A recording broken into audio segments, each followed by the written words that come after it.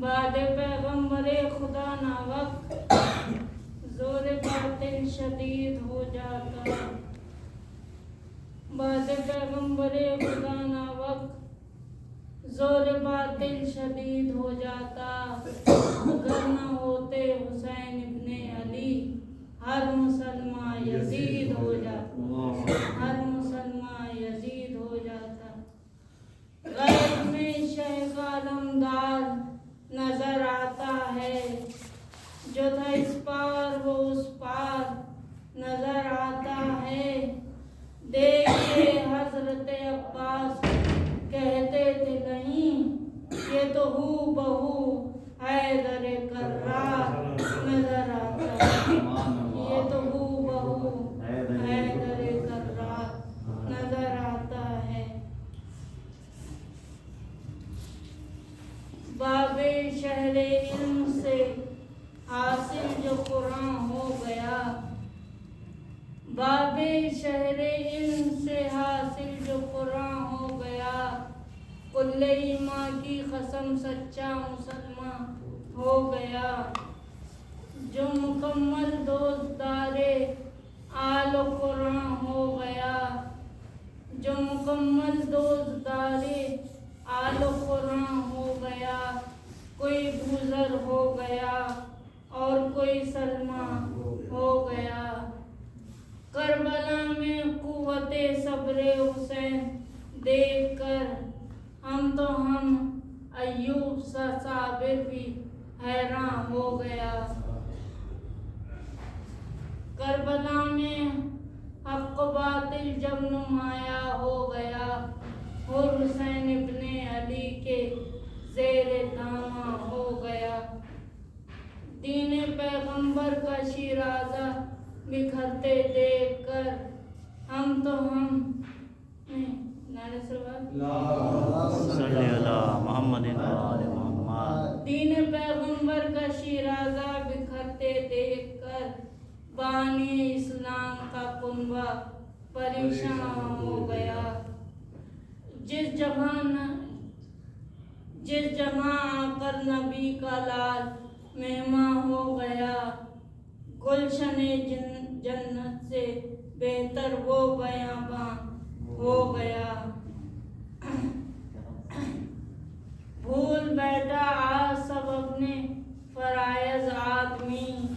کس قدر انسانیت سے دور انسان ہو گیا. تیر جب گردن پہ کھایا ہنس کے اصغر نے کہا. تیر جب گردن پہ کھایا ہنس کے اصغر نے کہا. اب تو بابا بخشش امت کا سامان ہو گیا. اب مٹا سکتا نہیں ناوک کوئی نام حسین. اب مٹا سکتا نہیں ناوک کوئی نام حسین. حشر تک کے واسطے خالق نگہباں ہو گیا. نعرہ صلوات اللہم صلی اللہ محمد محمد. اس لیے یہ سحر و شام ابھی باقی ہے. اے محمد تیرا ہم نام ابھی باقی ہے. دین خالق کا کوئی کام ابھی باقی ہے. اس لیے وارث اسلام ابھی باقی ہے. دست قدرت نے لکھا عرش بری پہ شبیر. لوح محفوظ پہ وہ نام ابھی باقی ہے. جو محمد کے نواسے نے دیا نیزے پر حق کا وہ دائمی پیغام ابھی باقی ہے. حق کا وہ دائمی پیغام ابھی باقی ہے. جو محمد کے نواسے نے دیا نیزے پر حق کا وہ دائمی پیغام ابھی باقی ہے. اور نے دم توڑ کے قدموں پہ کہا اے مولا گھیر کے لانے کا الزام ابھی باقی ہے. بولے شبیر کہ میں نے تجھے آزاد کیا. किया। फातिमा देंगी जो इनाम अभी बाकी है। फातिमा देंगी जो इनाम अभी बाकी है। जब चली कूफे की जानिब तो ये ज़ैनब ने कहा, करबला फतह हुई, शाम अभी बाकी है। देख के चेहरे शब्बीर को लैला ने कहा, क्या मेरा अकबरे गुल्फां अभी बाकी है। क़त्ल शब्बीर का आगाज तो सबने देखा, खून शब्बीर का अंजाम अभी बाकी है। खून शब्बीर का अंजाम अभी बाकी है। दुश्मने आले मोहम्मद से ये कह दो नावक, दुश्मने आले मोहम्मद से ये कह दो नावक, बेखबर हश्र का हंगाम अभी बाकी है। एक लाइन सलवात।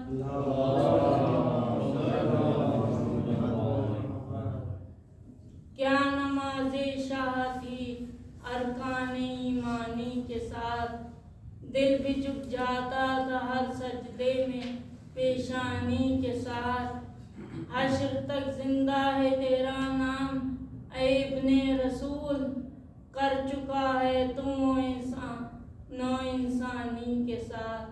कर चुका है तुम इंसान नो इंसानी के साथ। अहले बैते पाक की हर सांस को ऐ मुद्दई, हाँ मिलाकर देख ले आयात कुरानी के साथ।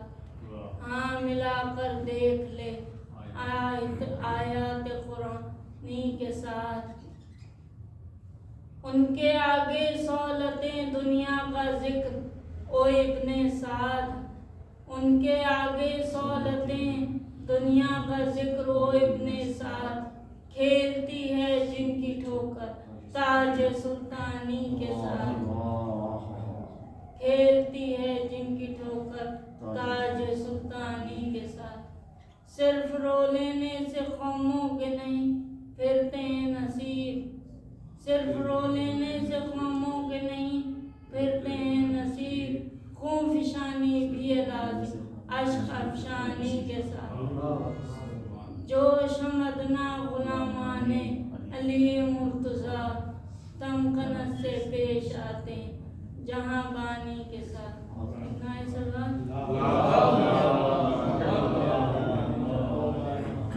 गम शह का जिसने बयां कर दिया, इन आँखों में दरिया रवा कर दिया। घटा जोर मशक़े सुखन बढ़ गई, ज़ईफ़ी ने हमको जवां कर दिया। अली मनस्त मनम गुलाम अली, हजार जाने गिरामी फिदाए नाम अली। दिल से अली शेर खुदा का जो नाम ले, वल्लाह गिरते गिरते खुदा उसको थाम।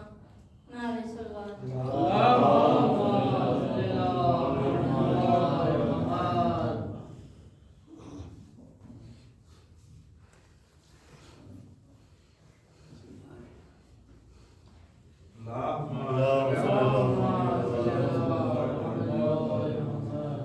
नारे हैदरी, आवाज़ बुलंद नारे सलवात।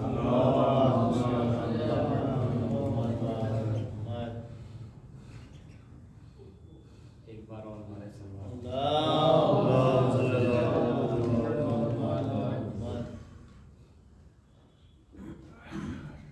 शहीद सिद्ध जाफर साहब का कलाम, जब खुदा को पुकारा लिया।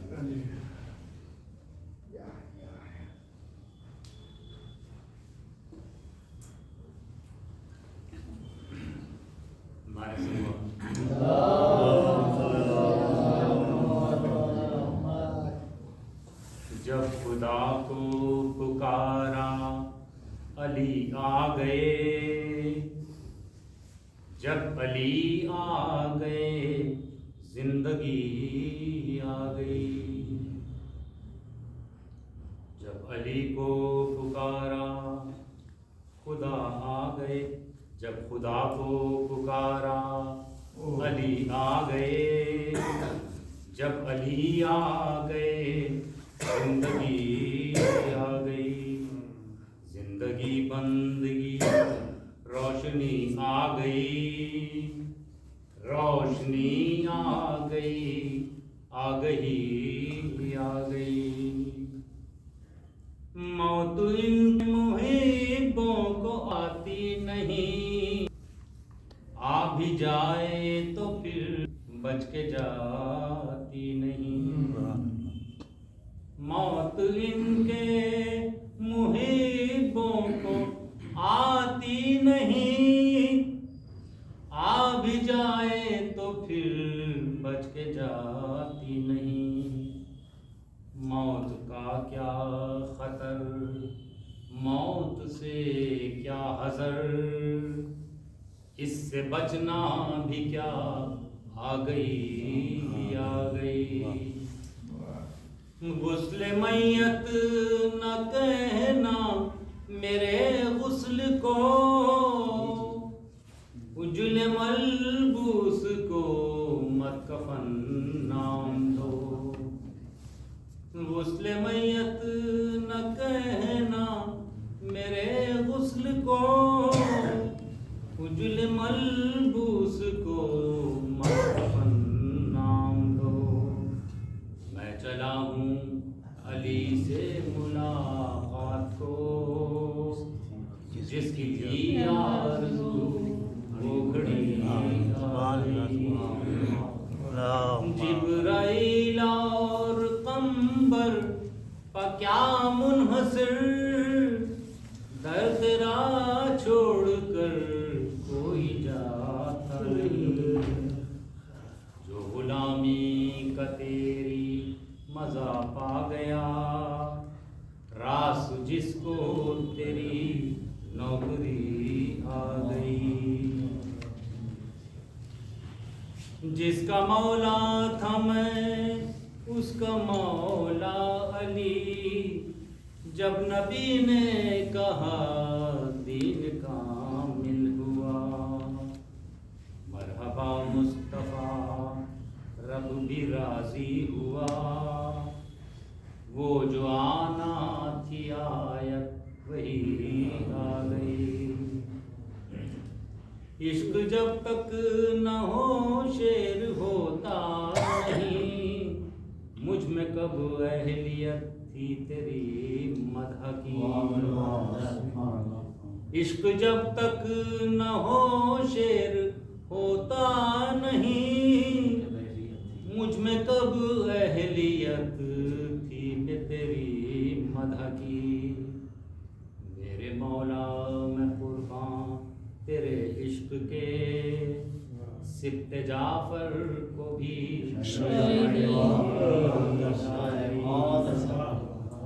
جب خدا کو پکارا علی آ گئے، جب علی آ گئے زندگی آ گئی۔ زندگی بندگی روشنی آ گئی، روشنی آ گئی، آ گئی، آ گئی۔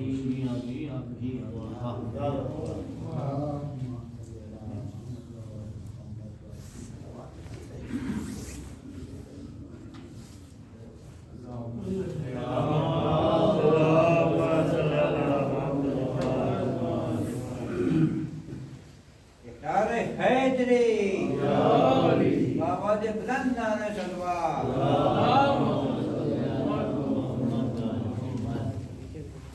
ایک بار سورہ حمد اور 3 بار سورہ توحید کی تلاوت فرما کر جناب سید حبیب عباس نقوی ابن سید حبیب اصغر نقوی، مرحوم سید حبیب اکبر نقوی ابن سید حبیب اصغر نقوی اور مرحوم سید حبیب حسین نقوی۔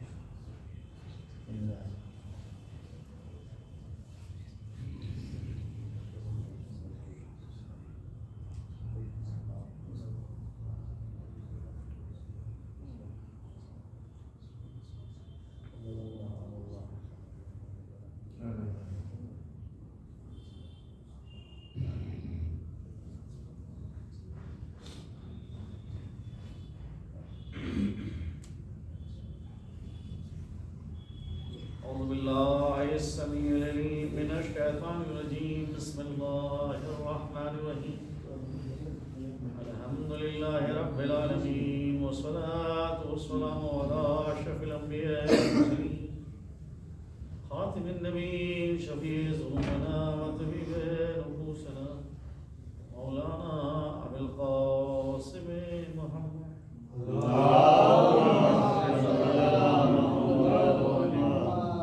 وآله الطيبين الطاهرين ولعنة الله على أعدائهم أجمعين من الآن إلى قيام يوم الدين أما بعد وقال الله تبارك وتعالى في كتابه المبين وهو أصدق الصادقين وقوله الحق بسم الله الرحمن الرحيم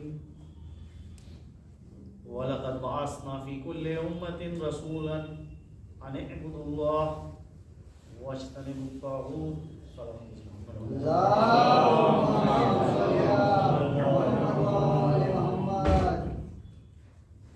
یہ آیت کریمہ جو آپ کے سامنے پیش کی سورہ نحل کی آیت ہے اور اللہ ذکر کر رہا ہے کہ کوئی ایسی امت نہیں ہے، کوئی ایسی قوم نہیں ہے کہ جس میں ہم نے رسول بھیجے، اور ان رسولوں کا کام یہ تھا صرف دو پیغام دیے تھے۔ پہلا پیغام یہ تھا ان اعبدوا اللہ، اللہ کی عبادت کرو، یعنی اللہ کے علاوہ کسی اور کو اپنا معبود نہ بناؤ۔ دوسری چیز یہ تھی واجتنبوا الطاغوت، اور طاغوت سے دوری اختیار کرو۔ بہرحال طاغوت کا لفظ قرآن میں متعدد جگہ کے اوپر آیا ہے۔ طاغوت کے معنی ہے کہ ہر وہ ذات کہ جو بندے کے درمیان اور خدا کے درمیان رکاوٹ کا کام کرے، اس کو طاغوت سے تعبیر کیا گیا ہے۔ تو طاغوت سے تم کو دوری اختیار کرنا ہے، چاہے وہ شیطان ہو، اس کو وہ بھی طاغوت کہا جاتا ہے۔ اور کبھی بھی جو ہے وہ یہ ہوتا ہے کہ انسان کے خود ذاتی رشتے، کہ جن رشتوں کو انسان جو ہے وہ خدا کے مقابلے میں لے آتا ہے، تو وہ رشتے بھی جو ہیں وہ طاغوت کی حیثیت اختیار کر لیتے ہیں۔ اور کبھی جو ہے وہ فرض کیجیے کہ گھر کی محبت اتنی زیادہ افراد کی حد تک پہنچ جائے تو وہ گھر جو ہے وہ طاغوت کی حیثیت، اور کبھی سرزمین سے محبت، جو کچھ ہے وہ یہی ہے اور اس کے علاوہ کچھ نہیں ہے، اور اسی کی خاطر جئیں گے اور اسی کی خاطر مریں گے، تو یہ کیا ہے؟ طاغوت بن جائے گا۔ تو جو بھی شے ایک انسان کے درمیان، ایک بندے کے درمیان اور خدا کے درمیان رکاوٹ کا کام کرے، اسے کہتے ہیں طاغوت۔ تو آیت کریمہ میں یہ کہا جا رہا ہے کہ کوئی ایسی قوم نہیں ہے، کوئی ایسی امت نہیں ہے، کوئی ایسا گروہ نہیں ہے کہ جس کے درمیان ہم نے رسول کو نہیں بھیجا۔ اب رسول سے مراد یہاں پہ ہادی اور رہنما ہے۔ ہر قوم کے درمیان رسول بھیجا ہے، ہر قوم کے درمیان ہادی بھیجا ہے، اور ان لوگوں کا کام یہ تھا کہ یہ اللہ کی جانب لوگوں کو دعوت دیتے تھے اور کہتے تھے کہ شیطان سے دوری اختیار کرو۔ اب رہا مسئلہ کہ کچھ کا تذکرہ صراحت کے ساتھ اللہ نے قرآن میں ذکر کر دیا، کچھ انبیاء کے نام ذکر کر دیے، 25 نام قرآن کریم کے اندر ذکر ہوئے ہیں انبیاء ما سلف کے، اور زیادہ تر وہ انبیاء ہیں کہ جو مشرق وسطیٰ میں بھیجے گئے ہیں، کیونکہ وجہ یہ ہے کہ قرآن نازل ہوا ہے عرب میں، اور یہ جو انبیاء کے جن کا تذکرہ قرآن میں کیا گیا ہے، عرب کے لوگ ان کے ناموں سے واقف تھے، لہذا اللہ انہی چیزوں کو ذکر کرے گا کہ جن سے ایک انسان واقف ہے۔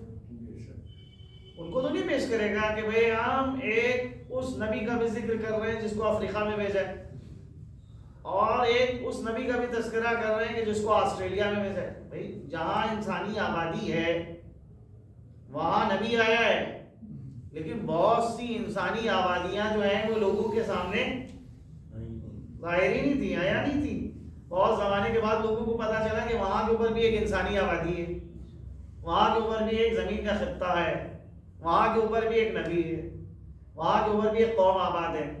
تو یہ تو بہرحال انسانوں کا مسئلہ ہے کہ وسائل نہیں تھے، وہاں کوئی رابطہ نہیں تھا، لوگ جو ہیں سمجھتے تھے کہ جہاں پہ ہم رہ رہے ہیں وہی ساری دنیا ہے۔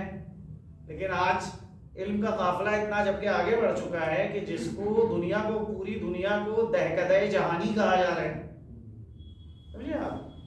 تو آج انسان کی معلومات اور آج سے 1400 سال پہلے والا جو انسان ہے اس کی معلومات، دونوں کے درمیان فرق تھا، ایک جیسی تو نہیں تھی معلومات۔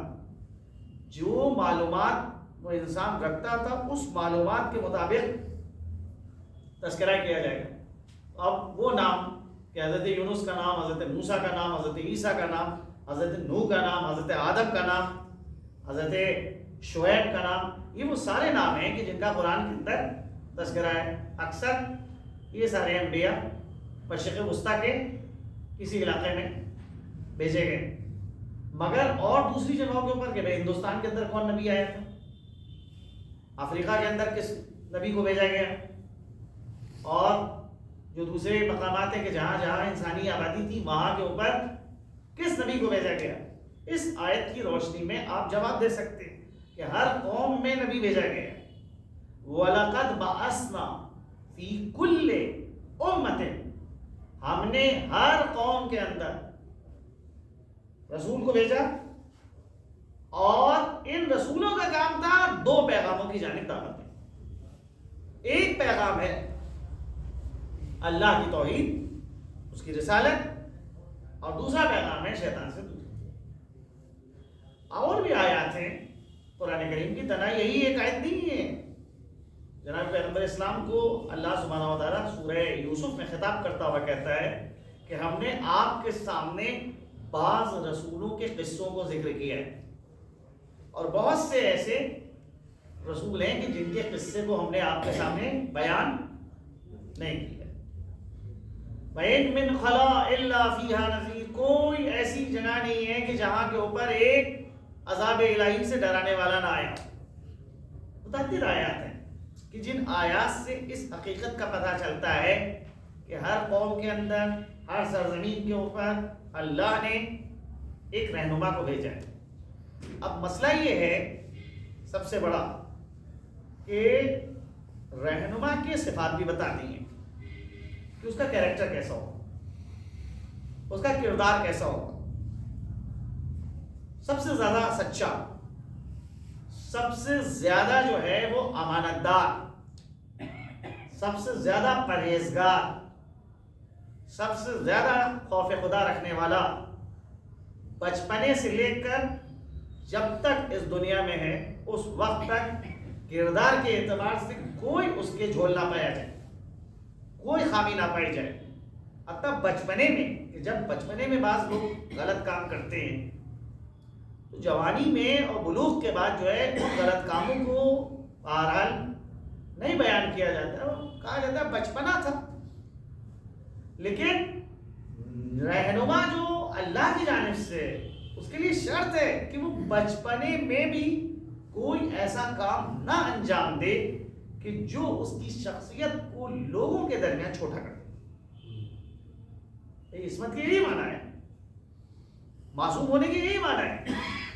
سیرت جناب پیغمبر اسلام میں یہ چیز ملتی ہے کہ جناب پیغمبر اسلام کی سیرت میں بچپنے سے میں بھی پیغمبر نے کوئی ایسا کام نہیں انجام دیا جس کو عام طور پہ بچے انجام دیتے ہیں، کہ جو پیغمبر کی شخصیت کو لوگوں کے درمیان چھوٹا کرے۔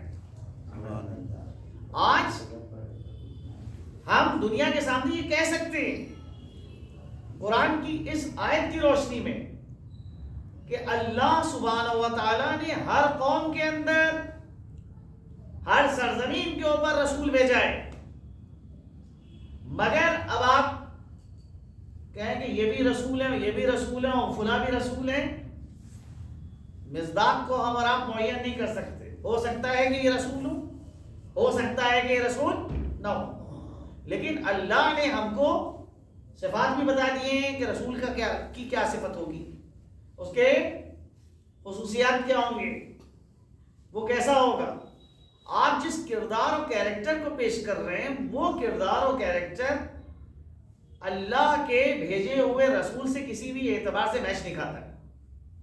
یا تو آپ یہ کہیے کہ یہ کردار اور یہ کیریکٹر جو ہے یہ غلط ہے، جھوٹا ہے، اس کی جانب غلط باتوں کی نسبت دی جا رہی ہے، قوم نے اس کی جانب جھوٹ کی نسبت دی ہے. یا تو یہ کہیے، یا پھر یہ کہیے کہ اگر یہ صحیح ہے چیز تو پھر یہ رسول نہیں ہو سکتا. دو چیزوں میں سے ایک چیز کو ماننا پڑے گا کہ جو سیرت، جو کردار آپ پیش کر رہے ہیں وہ کردار ایک رسول کے لیے مناسب نہیں. ایک اللہ کی جانب سے جس کو نبی بنا کے بھیجا جا رہا ہے، رہنما بنا کے بھیجا جا رہا ہے، قطعاً اس کے اندر یہ کردار نہیں پایا جائے. اور اگر آپ کہتے ہیں کہ نہیں یہ کردار صحیح ہے، یہ جو واقعات بیان کیے جا رہے ہیں واقعات بالکل صحیح ہیں، تو پھر ہم یہ کہیں گے کہ پھر ایسا شخص رسول نہیں ہو سکتا. دو چیزوں میں سے ایک چیز کا آپ کو اعتراف کرنا ہے کہ یا تو یہ کردار غلط ہے تو یہ رسول ہو سکتا ہے، اور اگر یہ کردار صحیح ہے تو پھر یہ رسول نہیں ہو سکتا. تو ہر قوم کے درمیان، ہر ملت کے درمیان اللہ نے نبی کو بنا کے بھیجا، رسول کو بنا کے بھیجا. اور یہ بہرحال سلسلہ ہے. دیکھیے یہ نبوت اور لطف یعنی رسالت جو ہے یہ اللہ کا ایک لطف ہے. آسان الفاظ میں آپ ان کو یوں سمجھیے، کیونکہ یہ تو عقائد کی سخت ترین بحثیں ہیں جن کو بہرحال ایک مجلس کے اندر اور عام ذہنوں کے سامنے نہیں بیان کیا جا سکتا. النبوت لطف، نبوت ایک اللہ کا لطف ہے. لطف کے معنی کیا ہوتے ہیں؟ لطف کے معنی یہ ہے کہ اللہ ہر انسان کو چاہتا ہے کہ وہ انتہائی کمال تک پہنچے. خلق کیا ہے کس لیے پیدا کیا؟ اپنا خلیفہ بنانے، اپنا جانشین بنانے. خلیفہ کیسے بنے گا انسان؟ جانشین کیسے بنے گا؟ جو اللہ کے اندر صفات ہیں وہ صفات اپنے اندر پیدا کرے. اگر یہ صفات ایک انسان اپنے اندر پیدا کر رہا ہے، کیسے پیدا کرے گا؟ اس کے لیے لازم ہے کہ قانون الہی سے واقفیت ہو. اللہ کیا چاہتا ہے وہ جانتا ہو، تبھی عملی زندگی میں اس چیز کو اختیار کر سکتا ہے. انسان کے اندر یہ خصوصیت نہیں ہے کہ انسان اللہ کی مرضی کو معلوم کر سکے. اللہ کی مرضی کو کون معلوم کرے گا؟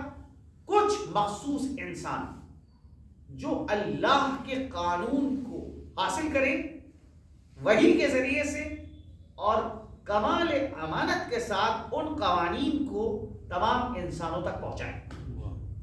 ان قوانین کی روشنی میں ایک انسان اللہ کی مرضی کو حاصل کر سکتا ہے اگر ان قوانین پہ چلے. سارے انسان نبی نہیں بن سکتے، سارے انسان رسول نہیں بن سکتے.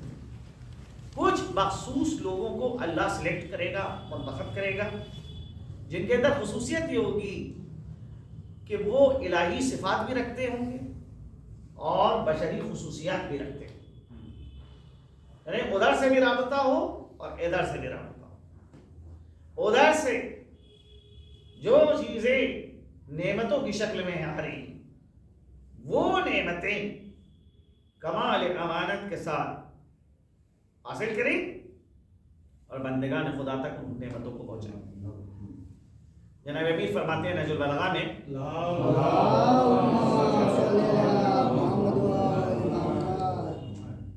نحن صنائع اللہ والناس صنائع لنا. ہم براہ راست خدا سے فیض حاصل کرتے ہیں، لوگ ہمارے ذریعے سے فیض لے. کوئی بھی دنیا میں اگر نعمت آ رہی ہے تو عام انسانوں تک یہ نعمت پہلے نہیں آتی ہے. پہلے اللہ کے منتخب افراد اس نعمت کو حاصل کرتے ہیں، پھر وہ نعمت عام انسانوں تک پہنچتی ہے. تو قانون الہی، شریعت الہیہ عام انسانوں تک نہیں آ سکتی جب تک کوئی منتخب خدا کی جانب سے نمائندہ نہ ہو. وہ نمائندہ اس شریعت کو حاصل کرے گا اور عام انسانوں تک پہنچائے گا. تو اللہ یہ چاہتا ہے کہ بندہ انتہائی کمال تک پہنچے. اللہ میں واجب نہیں ہے کہ وہ رسولوں کو بھیجے، لازم نہیں ہے کہ وہ نبیوں کو بھیجے، بلکہ یہ لطف ہے اس کا، مہربانی ہے، لطف اور مہربانی کے تحت وہ رسولوں کو بھیج رہا ہے، ہادیوں کو بھیج رہا ہے، قانون کو نازل کر رہا ہے، تاکہ رہنما کی رہنمائی ایک انسان حاصل کرے اور اس رہنمائی میں اپنی عملی زندگی کو طے کرے۔ تو یہ رہنما، اس کا کام یہ ہے کہ انسان کی خطاؤں کے اوپر اس کو متنبع کرے اور اس کے سامنے جو صحیح راستہ ہے اس کو واضح کرے، کیونکہ ہادی کا کام کیا ہے؟ اراء الطریق، راستے کو دکھانا۔ اللہ کی جانب سے جس کو ہادی بنا کے بھیجا گیا ہے اس کی ایک خصوصیت ہے کہ وہ راستے کو لوگوں کے سامنے ظاہر کرتا ہے، بیان کرتا ہے کہ یہ راستہ ہے جو اللہ کی جانب پہنچنے کا راستہ ہے، اس راستے کے اوپر گامزن۔ لہذا قاعدہ لطف کے تحت اللہ نے ہادی کو بھیجا، رہنما کو بھیجا، رسولوں کو بھیجا، اور یہ رسول اور یہ ہادی انسان کی رہنمائی کرتے ہیں۔ صلوات بھیجے۔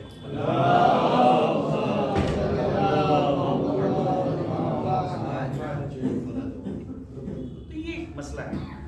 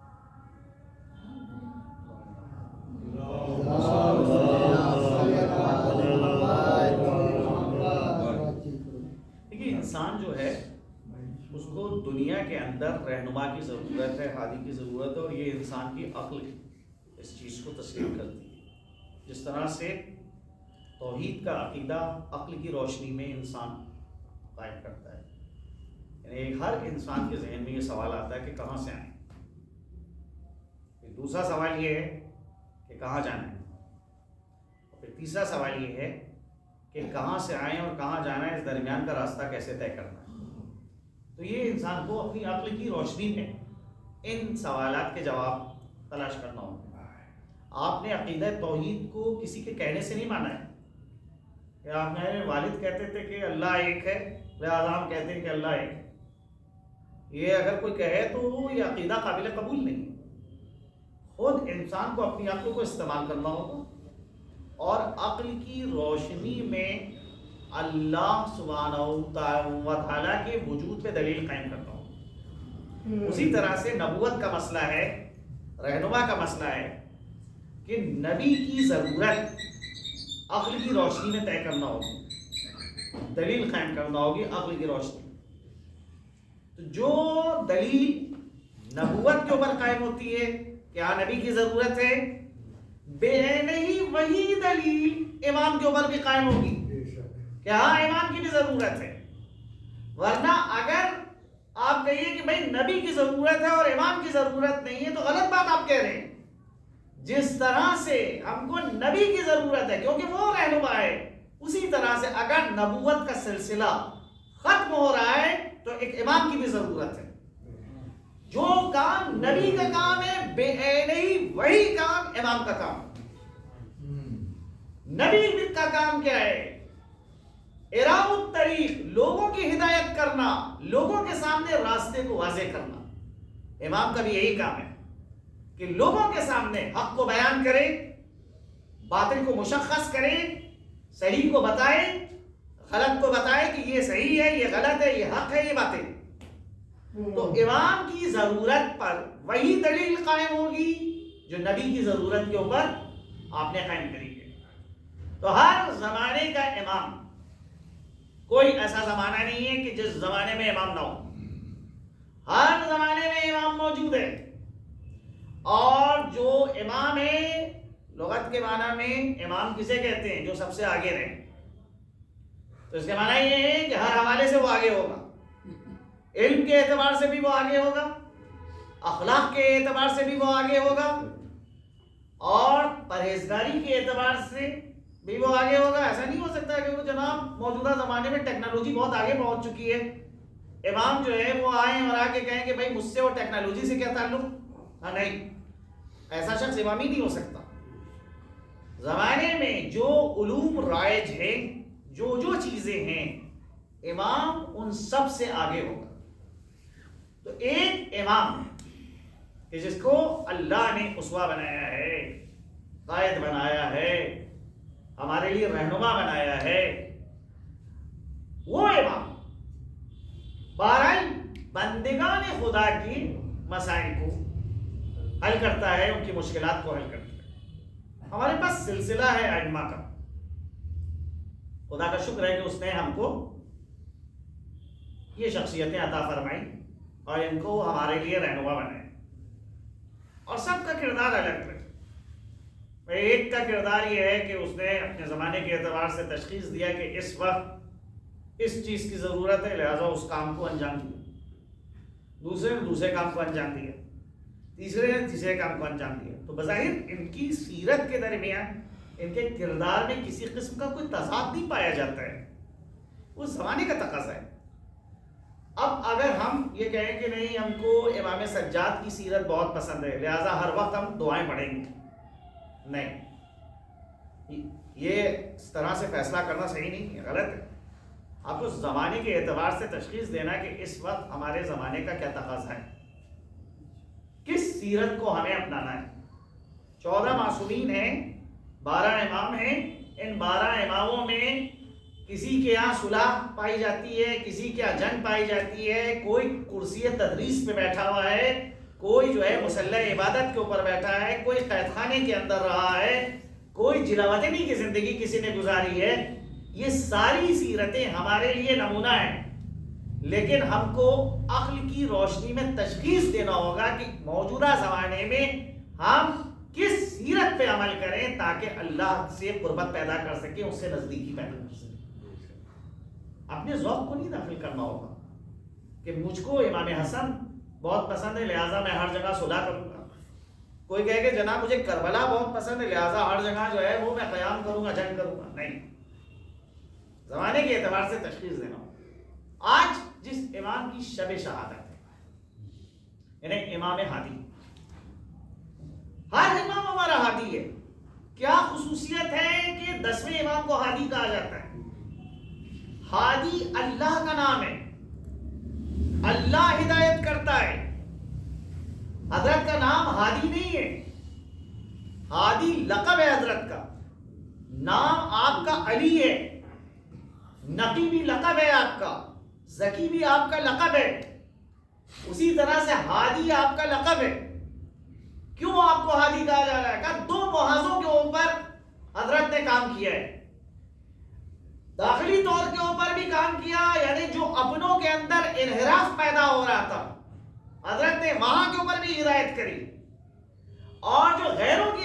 سے اسلام پہ حملے ہو رہے تھے، حضرت نے وہاں پر بھی ہدایت کی۔ اپنوں کے اندر کچھ شخصیتیں ایسی تھیں کہ جو اہل بیت اطہار کے سلسلے میں غلط عقائد پیش کر رہی تھی، اہل بیت کو خدا کا درجہ دے رہی تھی۔ بعض شخصیتوں کا تاریخ کے اندر ذکر ہے، جیسے محمد ابن نصیر، شلم خانی، یہ وہ شخصیتیں ہیں کہ جو پہلے اصحاب ائمہ میں جن کا شمار ہوتا تھا، بعد میں دنیا کی خاطر انہوں نے غلط عقیدے کو لوگوں کے درمیان پھیلانے کی کوشش کی کہ معاذ اللہ نعوذ باللہ اللہ سبحانہ و تعالیٰ امام ہادی کے اندر سما گیا ہے، حلول کر گیا ہے۔ امام کو جب پتا چلا کہ وہ فلاں شخص محمد ابن نصیر جو ہے وہ اس قسم کا عقیدہ میرے سلسلے میں بیان کر رہا ہے، کہا خدا کی لعنت ہو اس کے اوپر، ہم اللہ کے بندے ہیں، بغیر اس کی اجازت اور بغیر اس کے اذن کے کوئی کام نہیں انجام دیتے، جو بھی کام انجام دیتے ہیں منشاء الہی اور مرضی الہی کے تحت انجام دیتے۔ ایسا عقیدہ کہ اللہ میرے اندر سما گیا، معاذ اللہ نعوذ باللہ، اللہ کی ذات بزرگ و بالا ہے، برتر ہے، میرا اس سے کوئی تعلق نہیں ہے، محمد ابن نصیر سے، شلم خانی سے۔ ایسی شخصیتیں ہیں، کئی گزری ہیں کہ جنہیں نے فاسد عقائد، غلط عقائد لوگوں کے درمیان پیدا کرنے کی کوشش کی۔ اب مسئلہ یہ ہے، دیکھیں بڑا پیچیدہ مسئلہ ہے، ایک طرف ہوتا ہے غلو اور دوسری طرف ہے غلو کے مقابلے میں کہ جو مقام اور منصب اہل بیت اطہار کا ہے اس مقام اور منصب کے اوپر اہل بیت کو نہ رکھا جائے، ایک عام انسان کی طرح سے ان کو قرار دیا جائے۔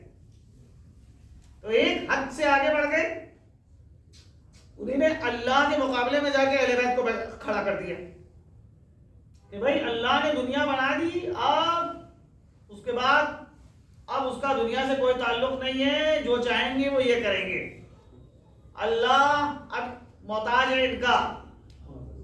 معاذ اللہ نعوذ باللہ، اگر کوئی ایسا عقیدہ رکھتا ہے بالکل غلط اور فاسد عقیدہ رکھتا ہے، لہذا ایسے لوگوں کی اصلاح کرنے کے لیے حضرت نے زیارت جامعہ جو امام ہادی یعنی امام علی نقی سے وارد ہوئی،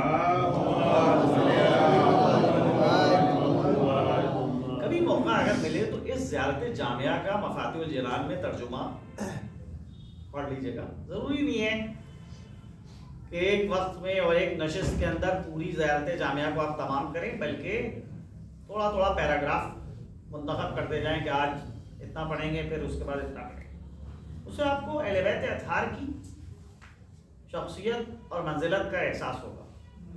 فضائل آل محمد کو زیارت جامعہ کے اندر امام ہادی نے بیان کر دیا۔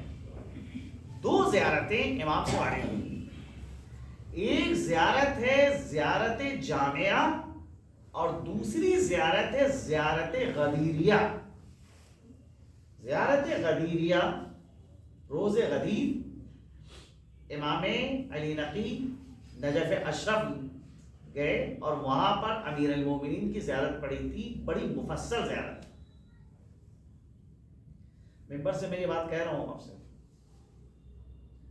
آپ خواص سے جا کے پوچھیں جن کو آپ سمجھتے ہیں کہ بہت معلومات ہیں، آپ ان سے جائیے اور جا کے پوچھیے کہ بھائی یہ زیارت غدیریہ کہاں پہ، کون سی زیارت ہے؟ میں سچ کہہ رہا ہوں کہ آپ کو نہیں بتا پائیں گے۔ وجہ کیا ہے؟ کیا صرف فضائل بیان ہوں گے؟ کون سے فضائل آپ بیان کر رہے ہیں؟ آپ کو پتہ نہیں کہ وہ زیارت ایک مفصل زیارت ہے جس میں آیات بھی بیان کی گئی ہیں، روایات بھی بیان کی گئی ہیں اہل بیت اطہار کے حوالے سے۔ جناب امیر کی شان میں جو روایات آئی ہیں وہ روایتیں بھی نقل کی گئی ہیں، جو القاب قرآن کے اندر اور احادیث میں حضرت علی کے آئے ہیں ان سارے القاب کو ذکر کیا گیا ہے۔ اس میں ایک مفصل زیارت ہے، کم از کم اس زیارت کو پڑھنے میں آدھا گھنٹہ صرف ہوگا، کم از کم۔ یعنی انسان اگر کھڑا ہو زیارت پڑھنے کے لیے زیارت غدیریہ، آدھا گھنٹہ اس کے اندر صرف ہوگا، ایک مفصل زیارت ہے۔ جو ہونا تو یہ چاہیے تھا کہ اہل بیت کے چاہنے والوں کے درمیان یہ زیارت معروف ہونا چاہیے تھی، لیکن معروف نہیں ہے، لوگ نہیں جانتے ہیں کہ اس قسم کی بھی کوئی زیارت ہے۔ معمولاً جب امام کی شہادت آتی ہے، ولادت آتی ہے، لوگ یہ سوچتے ہیں کہ ایک مجلس کر لی جائے، گھر کے اندر ماتم کر لیا جائے، بس ہم نے حق ولایت ادا کر دیا۔ اگر پوچھا جائے کہ کیا آپ اس امام کی زیارت پڑھتے، پتہ ہے آپ کو کہ آپ کو کم از کم اس دن جو ہے کون سی زیارت پڑھنا چاہیے؟ ایک مرسوم زیارتیں جو ہیں وہ بھی امام حسین کی زیارت، امام رضا کی زیارت اور امام زمانہ کی زیارت، خط ہونا تو یہ چاہیے کہ جس دن جس امام کی ولادت ہے اور یا شہادت ہے اس دن مخصوص طور کے اوپر اس امام کی زیارت پڑھی جائے، کم از کم یہ بھی کام ہونا چاہیے۔ 2 رکعت نماز زیارت پڑھی جائے، ان کی روح طیبہ کو ہدیہ کی جائے۔ اس کے علاوہ جو سیرت کے وہ چیزیں کہ جو اب تک ہماری نگاہوں سے پوشیدہ ہیں ان کو لوگوں کے سامنے بیان کیا جائے۔ تو بہرحال آپ اگر زیارت جامعہ کو دیکھیں تو زیارت جامعہ کے اندر فضائل آل محمد کو بیان کیا گیا۔ زیارت غدیریہ کو دیکھیں تو زیارت غدیریہ میں جناب امیر کے فضائل کو بیان کیا گیا۔ اب زیارت جامعہ کے فقرے جو ہیں جو آپ کے سامنے میں بیان کر رہا ہوں، ملاحظہ فرمائیں۔ اہل بیت اطہار کو خطاب کرتے ہیں امام، بکم فتح اللہ و بکم یختم، آپ وہ ہیں کہ جن کے ذریعے سے اس کائنات کی ابتدا ہوئی، اور آپ وہ ہیں کہ جن کے ذریعے سے اس کائنات کی انتہا ہوگی۔ اگر آپ نہ ہوتے تو یہ کائنات نہ پیدا کی جاتی۔ کائنات کی تخلیق کا سبب آپ ہیں، بیکم فتح اللہ، آپ کے ذریعے سے کائنات کی ابتدا ہوئی ہے، بیکم یختم، آپ ہی کے ذریعے سے کائنات کی انتہا ہوگی۔ حدیث میں آیا ہے، اصول کافی میں یہ روایات مفصل ہیں، لولا الحجہ لساقت الارض ما اہلہا، اگر حجت خدا نہ ہو تو زمین ایک لمحے کے لیے سلامت نہیں رہے گی۔ زمین اگر باقی ہے، دنیا اگر باقی ہے تو اس کا معنی یہ ہے کہ کہیں نہ کہیں حجت خدا موجود ہے۔ دنیا کا باقی رہنا وابستہ ہے حجت خدا سے۔ اگر اللہ اپنی حجت کو اٹھا لے، چاہے وہ حجت رسول کی شکل میں ہو، چاہے وہ حجت امام کی شکل میں ہو، اگر اس کو زمین پر سے اٹھا لے تو زمین فنا ہو جائے، ختم ہو جائے گی۔ لولا الحجہ لساقت الارض ما اہلہا، اگر حجت خدا کو ہٹا لیا جائے تو زمین کا خاتمہ ہو جائے۔ اب دیکھیے اس حدیث کی روشنی میں امام کی زیارت کے یہ فقرے دیکھیے، بکم فتح اللہ، آپ وہ ہیں کہ جن کے ذریعے سے اس کائنات کی ابتدا ہوئی، وبکم یختم، آپ وہ ہیں کہ جن کے ذریعے سے اس کائنات کی انتہا ہو۔ آپ نے اللہ کی گواہی دی تو خلق کو پتا چلا کہ اللہ موجود ہے۔ آپ وہ ہیں کہ جن کے واسطے سے آسمان سے پانی نازل ہوتا ہے۔ آپ وہ ہیں کہ جن کے ذریعے سے یہ کھیتی روئیدہ ہوتی ہے۔ آپ وہ ہیں کہ جو بندگان خدا کے گناہوں کی بخشش کا ذریعہ ہیں۔ آپ کے ذریعے سے اللہ سبحانہ و تعالیٰ بندگان خدا کے گناہوں کو معاف کرتا ہے۔ اب ذرا غور کیجیے، ماکم لا ما عدوکم، میں آپ کے ساتھ ہوں، آپ کے ساتھ ہوں، آپ کے دشمن کے ساتھ نہیں۔ یہ فقرہ ایک زائر جب اپنی زبان پہ جا کرتا ہے، ایسا فقرہ ہے، ماکم لا ما عدوکم، میں آپ کے ساتھ ہوں، آپ کے ساتھ ہوں، آپ کے دشمن کے ساتھ نہیں ہوں۔ بھائی کس اعتبار سے ہم آپ کے ساتھ ہیں؟ کردار کے اعتبار سے آپ کے ساتھ ہیں، اخلاق کے اعتبار سے آپ کے ساتھ ہیں، افکار کے اعتبار سے آپ کے ساتھ ہیں۔ یہ صرف تنہا جو ہے یہ کہنا کہ ہم آپ کے ساتھ ہیں اور کردار ہمارا الگ ان کا الگ، عقائد کے اعتبار سے ان کا توحید کا عقیدہ الگ، ہمارا توحید کا عقیدہ الگ، نبوت کا عقیدہ ان کا الگ، ہمارا الگ، تو ہم پھر آپ کے ساتھ نہیں ہیں۔ مَعَكُمْ لَا مَعَدُوِّكُمْ، میں آپ کے ساتھ ہوں، آپ کے ساتھ ہوں، آپ کے دشمن کے ساتھ نہیں۔ مفصل زیارت کہ جس میں فضائل آل محمد کو بیان کیا۔ ایک تو مرحلہ یہ تھا امام کا کہ امام نے جو صورتحال تھی داخلی طور کے اوپر، شیعوں کے درمیان ایسے فرقے پیدا ہو رہے تھے کہ جو غلو کی جانب جا رہے تھے، ان کو کنٹرول کرنے کے لیے، ان کو صحیح رہنمائی کرنے کے لیے حضرت نے متعدد چیزیں جانی۔ ایک شخص کا بیان ہے کہ میں بیٹھا ہوا تھا حضرت کے پاس، اور وہ جناب ایک شخص آیا ہندوستان سے، اور اس نے آ کے اپنی زبان کے اندر گفتگو کی، اور حضرت نے اسی کی زبان میں جواب دیا۔ مجھے حیرت ہوئی، میں نے کہا فرزند رسول، کیا آپ ہندوستان کی زبان سے بھی واقف ہیں؟ کہا کیا میں ہندوستان والوں کے لیے امام نہیں ہوں؟ میں جہاں کا امام وہی ہو سکتا ہے کہ جو اپنے پیروکار کی زبان سے واقف ہو، اس کو امام نہیں کہا جائے گا کہ جو اپنے پیروکار کی زبان کو نہ جانتا ہو۔ اور اس کے بعد حضرت نے کہا یہ سنگریزہ اٹھاؤ۔ میں نے ایک کنکری اٹھا کے حضرت کو دی، حضرت نے اس کنکری کو اپنے دہن میں رکھا، اور اس کے بعد کہا اس کنکری کو تم اپنے دہن میں رکھ لو۔ کہا جیسے ہی حضرت نے وہ کنکری میرے حوالے کی اور میں نے اپنے منہ میں رکھی، ایسا مجھے محسوس ہو رہا تھا کہ میں ایک وقت میں 70 زبانیں بول سکتا ہوں۔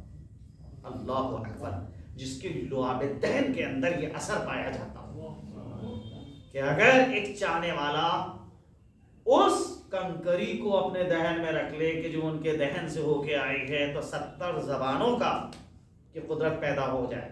تو آپ ذرا سوچیں کہ جس شخصیت کو اپنی زبان چسائی ہو، وہ علمی اعتبار سے کس منزل کے اوپر فائز ہوگا۔ صلوات بھیجے محمد۔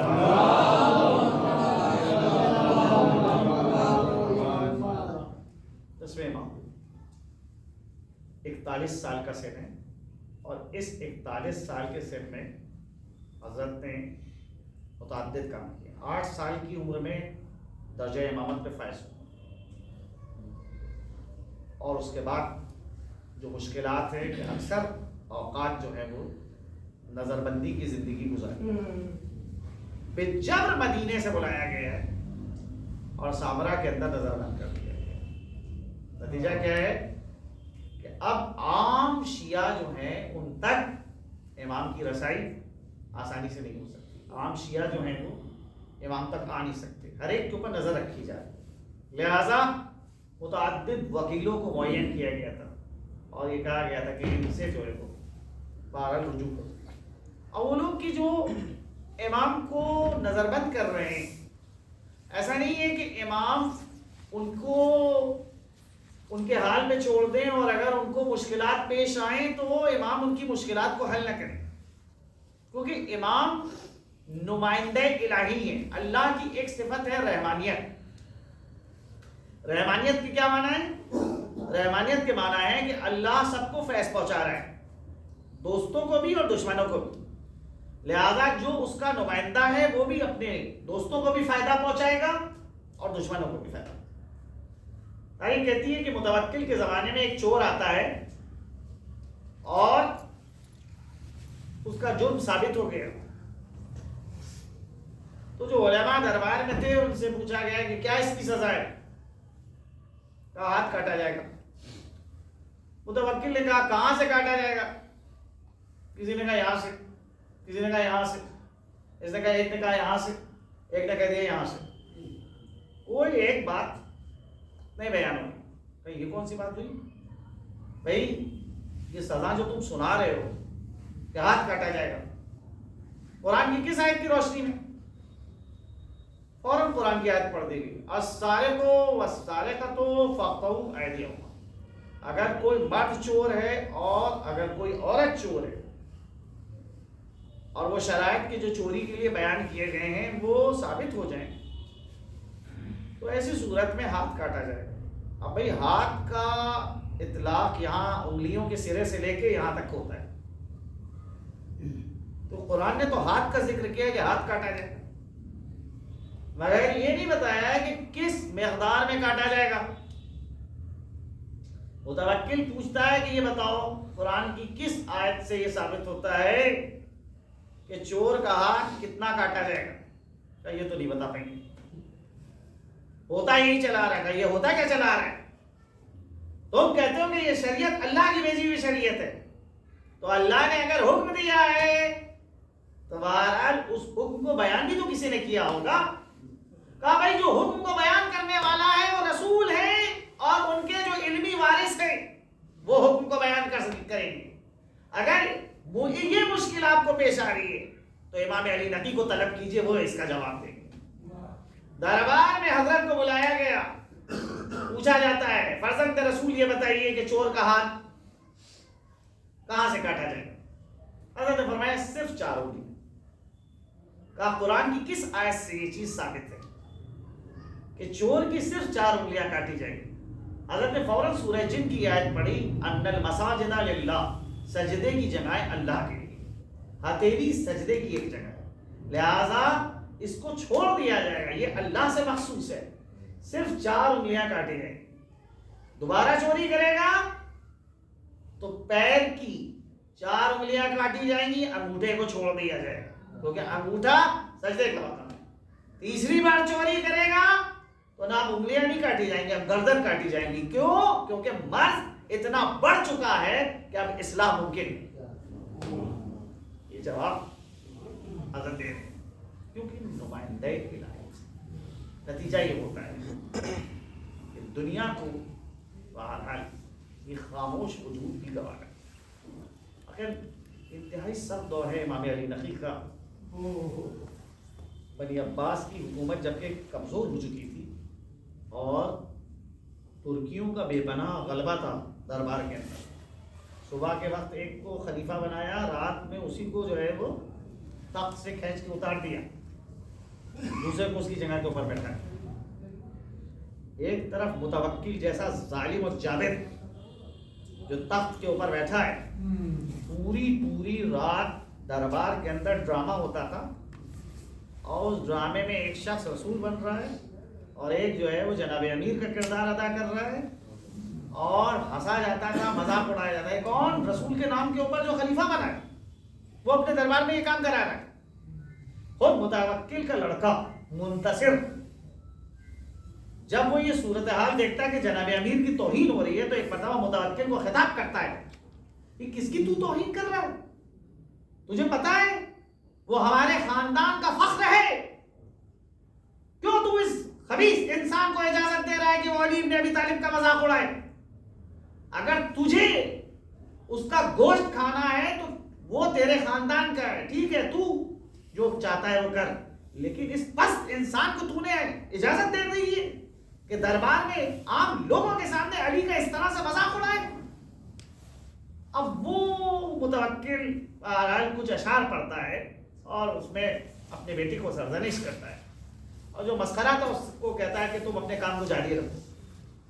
ایسی صورتحال میں دیکھیے امام کی کردار کو دیکھیے. متوکل کا لڑکا امام سے رجوع کر رہا ہے کہ اگر ایک باپ علی ابن ابی طالب کا مذاق اڑائے اور بیٹا اس چیز کو ناپسند کرے، جناب رسالت مام کا مذاق اڑائے، صدیقہ طاہرہ کا مذاق اڑائے، اگر اس کا بیٹا اپنے باپ کو قتل کر دے اس جرم میں تو کیا صحیح ہے؟ کیا اجازت ہے آپ کی کہ ایسا بیٹا اپنے باپ کو قتل کر سکتا ہے؟ امام سے پوچھا جا رہا ہے. امام خوب جانتے ہیں کہ کس کے متعلق پوچھا جا رہا ہے. کیا جواب ہے حضرت کا؟ کہ قانون قدرت یہ ہے کہ اگر بیٹا باپ کو قتل کرے گا تو پھر دنیا میں زیادہ دن زندہ نہیں رہے گا. اللہ اکبر. مولا یہ سوال تو آپ کے دشمن کے بارے میں کیا جا رہا ہے اور کوئی اور نہیں کر رہا ہے، دشمن کا بیٹا سوال کر رہا ہے جو اس حالت سے ناراضی ہے. بظاہر وہ آپ کا چاہنے والا ہے لیکن حضرت اس کی بھی رہنمائی کرتے ہیں. امام اسے کہا جاتا ہے کہ جو اللہ کے حکم کو بیان کرے. آپ یہ نہ دیکھیں کہ ہمارے فائدے میں بات تمام ہو رہی ہے، نقصان میں تمام ہو رہی ہے. حکم الہی کو بیان کرنا ہے. کئی مرتبہ حضرت کے گھر کی تلاشی لی گئی ہے، جتنا مال و اسباب تھا سب جو ہے ضبط کر لیا گیا، کئی مرتبہ چھاپے مارے گئے یہ تھا کہ دربار بنی عباس میں خلیفہ اپنے بیٹے کی ایک تقریب کرتا ہے، عقیقہ کیا تھا یا سنت، جو شرکا تھے سب کو ایک ایک جاگیر دی گئی تھی جو شریک ہوئے تھے۔ کتنا خرچ ہوا تھا، سرکاری خزانے سے کتنا پیسہ صرف کیا گیا تھا، کوئی اس کا حساب۔ جو شریک ہوئے ہیں اس جشن میں ہر ایک کو کچھ نہ کچھ انعام دیا گیا ہے، جاگیریں بانٹی گئی۔ دوسری طرف سے آل محمد کو کس سختی میں رکھا جا رہا ہے؟ تاریخ کہتی ہے کہ 10ویں امام کے زمانے میں سیدزادیوں کے پاس صرف ایک لباس تھا کہ جس میں اس لباس کو پہن کے نماز پڑھی جا سکتی۔ بھئی ایک عورت ہر لباس میں نماز نہیں پڑھ سکتی ہے، مکمل طور پہ اس کا جسم ڈھکے تب وہ نماز پڑھ سکتی ہے، چاہے وہ 7 پردوں میں بھی نماز پڑھ رہی ہے تب بھی لازم ہے، حکم شریعت یہ ہے کہ اس کا جسم کا حصہ چھپا ہو۔ تو سیدزادیوں کے پاس صرف ایک لباس تھا، نوبت لگتی تھی، ایک سیدزادی نماز پڑھ لیتی تھی، پھر وہ لباس اتارتی تھی دوسرے کو دیتی تھی، وہ پھر لباس پہنتی تھی، وہ نماز پڑھتی تھی۔ یہ صورتحال تھی 10ویں امام کے زمانے میں۔ امام حسین کی قبر کو منہدم کیا گیا، روضے کو منہدم کیا گیا، کوشش کی گئی کہ فرات کو کاٹ کے قبر کی جانب لایا جائے کہ جس سے قبر بہہ جائے، لیکن تاریخ کہتی ہے کہ پانی طواف کر رہا تھا، قبر کے نزدیک نہیں گئی۔ کیسے پانی قبر کی نزدیک جا سکتا ہے؟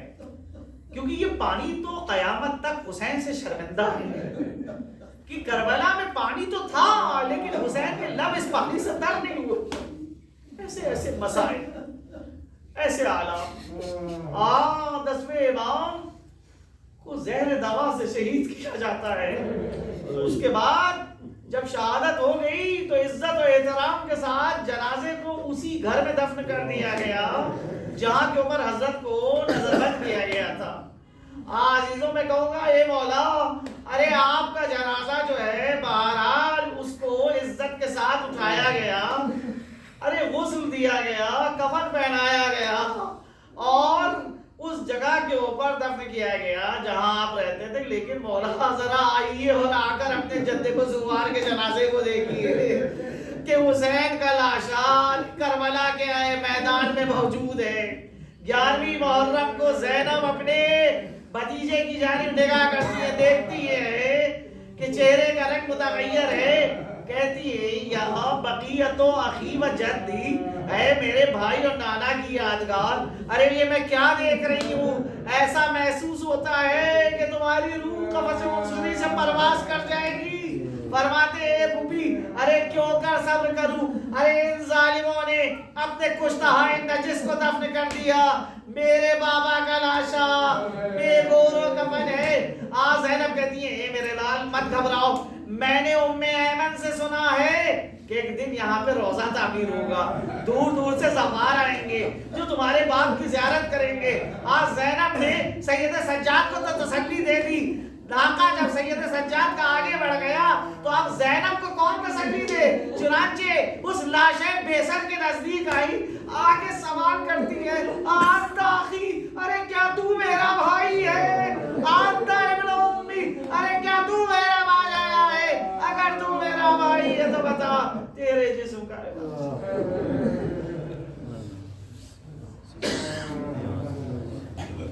سلام الذین ظلموا ای منقلب ینقلبون قال اللہ وإنا الیہ راجعون۔